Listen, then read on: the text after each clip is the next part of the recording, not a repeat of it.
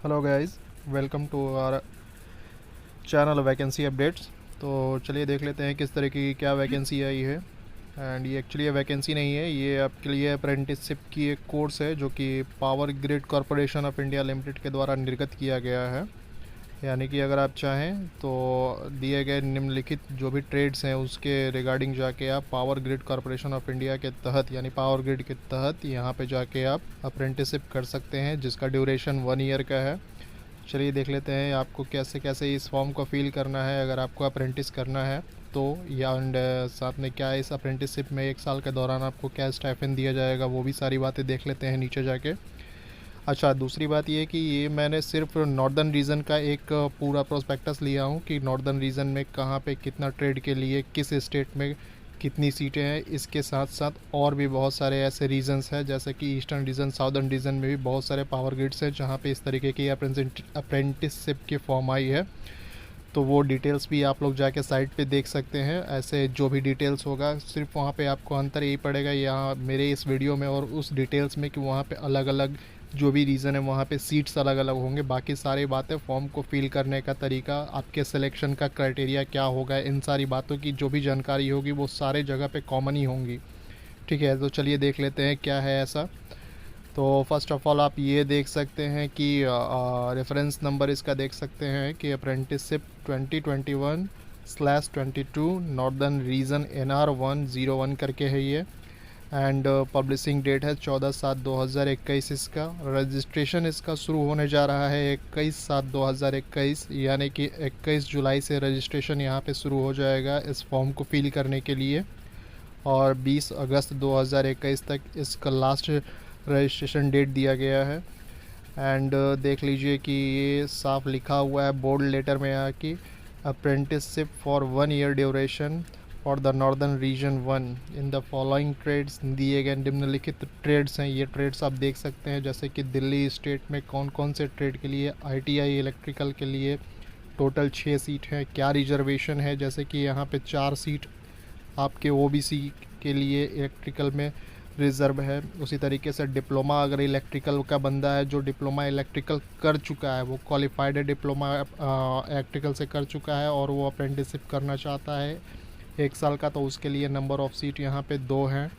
And अनरिज़र्व में 1 है, ST में 1 है, बाकी सारी सीटें खाली हैं। डिप्लोमा सिविल की बात कर लेते हैं। तो इसी तरीके से जो भी सीट्स वगैरह है दिल्ली में जो भी ट्रेड्स हैं उनके क्या क्या रिक्वायरमेंट है और क्या क्या होना चाहिए, जैसे कि ग्रेजुएट इलेक्ट्रिकल अगर किसी ने कर रखा है। देखिए ये अप्रेंटिसशिप वो लोग करेंगे जो ऑलरेडी उन्होंने या फिर डिप्लोमा कर रखा है या फिर उन्होंने सर्टिफिकेट ले रखा है, जैसे ITI कर रखा है किसी ट्रेड से उन्होंने और वो चाहते हैं किसी बड़े ऑर्गेनाइजेशन के तहत अप्रेंटिसशिप करना, तो वो इनके लिए है। ऐसा नहीं है कि ये कोई इंस्टीट्यूट है, ये एक तरीके का ट्रेनिंग है, यानी कि आपने प्रोफेशनली कहीं जाके इस काम को किया है। जिस ट्रेड से आप ITI कर रखा है, सिविल से कर रखा है, तो आप वो एज अ स्टूडेंट उसकी पढ़ाई की है, लेकिन उसके बारे में कैसे काम होता है यानी कि फैक्ट्री में किस आधार पर उसमें वर्किंग होती है, वो आप यहाँ पे जाके अप्रेंटिस में आपको अप्रेंटिस का सर्टिफिकेट मिलता है तो सीखते हैं।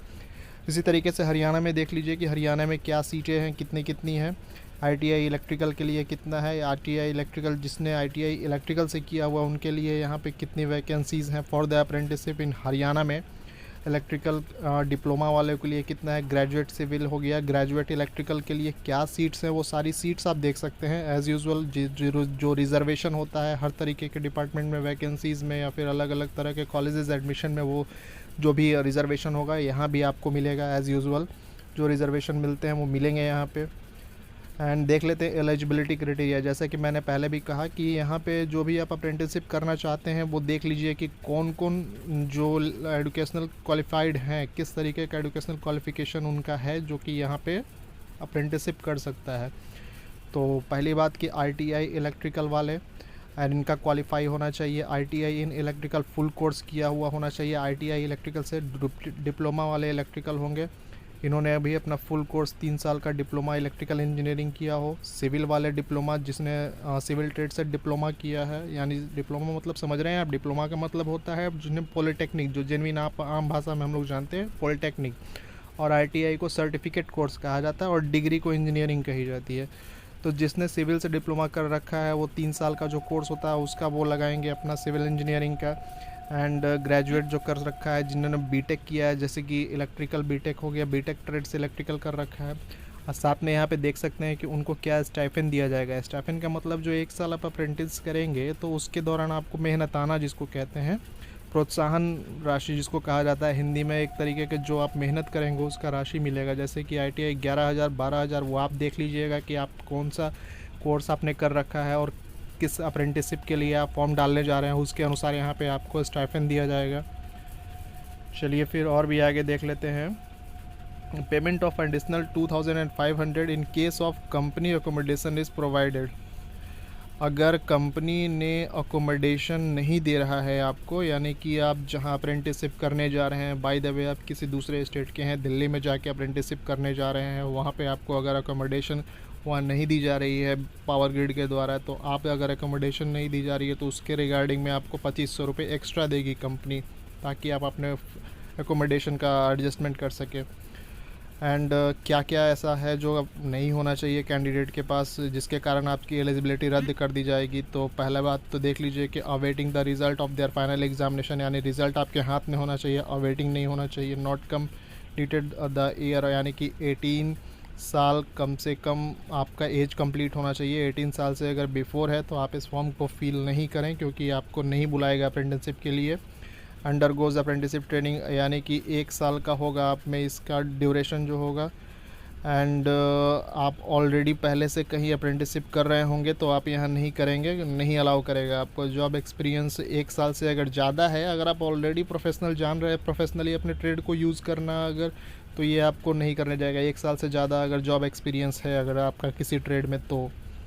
एंड सिलेक्शन प्रोसीजर क्या है, तो सिलेक्शन प्रोसीजर में देख लीजिए कि short listing candidate will be done on the base of percentage mark obtain in the prescribed qualification applicable, यानी कि जो भी आपने कर रखा है कोर्स वगैरह, उसी में जो भी परसेंटेज होगा आपका, यानी कि अगर आपने ITI कर रखा है तो क्या आपका ट्रेड था और क्या उनसे परसेंटेज है, तो उसी परसेंटेज को एज अ मार्किंग करके आपको शॉर्ट लिस्टेड किया जाएगा फॉर द अप्रेंटिस। आपको मार्क्स के बेसिस पे, सिंपली समझिए मार्क्स बेसिस पे ही आपको बुलाया जाएगा अप्रेंटिस के लिए। अप्लाई करने के लिए देख लीजिए interested candidate who fulfil the mention criteria, यानी कि अप्लाई कर सकते हैं इन दो। देखिए पहली बात कि अप्लाई करना कैसे है, तो candidate should first registered themselves on the website. सबसे पहले आपको रजिस्ट्रेशन करना होगा, जो कि यहाँ पे 2 लिंक दिख रहे हैं आपको। एक है apprenticeshipindia.org और दूसरा है portal.mhrdnats.gov.in। यहाँ पे जाके पहले रजिस्ट्रेशन करिएगा। फर्स्टली आपका रजिस्ट्रेशन कंप्लीट होगा, आपको एक इनरोलमेंट नंबर मिलेगा। उस इनरोलमेंट नंबर का इस्तेमाल करके आप www.powergrid.in साइट पे जाएंगे, तब जाके वहाँ के कैरियर ऑप्शन में जाएंगे, तब आप इस फॉर्म को फिल करेंगे अप्रेंटिसशिप करने के लिए। ऐसा नहीं है कि आपने रजिस्ट्रेशन कर लिया तो आपने इसे फिल कर दिया। पहले रजिस्ट्रेशन करिए, एनरोलमेंट नंबर मिलेगा, उस एनरोलमेंट नंबर का इस्तेमाल करके आप इस फॉर्म को फिल करेंगे। ठीक है, तो इम्पॉर्टेंट डेट्स देख लेते हैं। तो जैसा पहले भी बताया कि इसका ऑनलाइन एप्लीकेशन आपका 21 जुलाई, यानी कल या परसों 21 तारीख से इसका ऑनलाइन एप्लीकेशन लेने लगेगा। और लास्ट डेट हो इसका यानी 20 अगस्त तक लास्ट डेट है इसको फिल करने के लिए। अप्रेंटिसशिप का जो कोर्स करना चाहते हैं वो फॉर्म को ज़रूर भरें। एंड हाँ, एक चीज़ और याद रखिएगा कि एक ख़ास तौर पे इसमें एक मेंशन नोट किया गया है कि अगर आप यहाँ से अप्रेंटिसशिप कर सकते हैं तो आप पावर ग्रिड ऑर्गेनाइजेशन में दावा नहीं कर सकते हैं कि आपने यहाँ से अप्रेंटिसशिप की है तो आपको ये जॉब दे। ठीक है, यहाँ देखिए साफ तौर पे लिखा हुआ है, please note that no completion of the period of apprenticeship training in power grid the apprentice shall have no claim whatsoever for the employment in this organization। तो कंफर्म रहिए कि आपने किया है तो इसका दावा मत करना है कि आपको जॉब दे ही दे वो पावर ग्रिड। ठीक है, तो आज के लिए इतना ही रहा। तो बाकी विशेष बातें अब जो भी होंगी मैं अपने डिस्क्रिप्शन बॉक्स में डाल दूंगा। अगर वीडियो अच्छी लगी हो, हेल्पफुल लगी हो, आपको लगा कि हाँ ये बातें जाननी चाहिए थी अप्रेंटिसशिप फॉर्म फिल करने से पहले, तो लाइक करिए और सब्सक्राइब करिए। Thank you very much.